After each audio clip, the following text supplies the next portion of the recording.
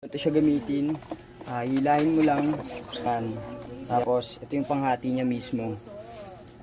So itong nori natin is nasa yellow basket ko. Kapag pumunta kayo sa TikTok shop, makita niyan. Itong mga binibenta ko, nori, yung mayo, Korean mayo or Japan ba. Tapos yung gantong sesame seed. Tapos itong cup na to, nasa shop din sa TikTok ko.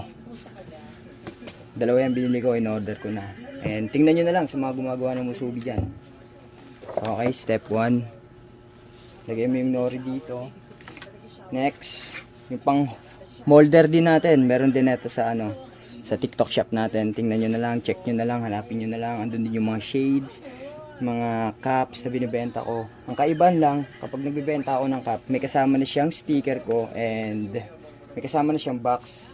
At bukod dun, may pin na rin tayo. Kung mapapansin nyo, naka-gloves ako. Wala lang yan dahil pinapasikat ko lang yan. Hindi talaga ako nag-gloves. Dahil, syempre, para maganda panoorin, naka-gloves para malinis. Pero nabugas naman ako kamay minsan. So, ito yung mayo natin.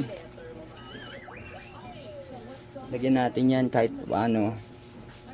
Sesame seed. Lagyan natin. And yung teriyaki sauce natin. Let's go. Press again. Ito, tansyado na to. Di ko na kailangan ng mga measurement. So, ganyan lang dapat siya katangkad. Kapag nilakihan mo pa yan, hindi na ayon dun sa spam natin.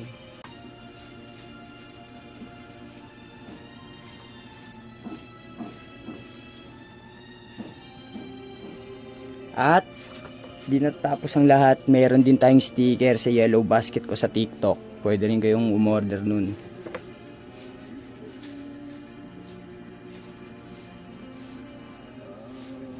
So yan, last step natin is lagyan ng sesame seed again. Again, sa yellow basket ko lahat yan sa TikTok shop ko. Ganito na lang siya. Ipili mo, then iikot mo siya. Less hassle, mapapabilis yung trabaho mo. Binabagalan ko lang dahil nag-i-explain ako para sa inyo. Then sticker para medyo maganda yung niya, packaging tape. Ba? Mahirap talaga pag naka-gloves. Pasikat ka kasi boy. Okay. Musubi.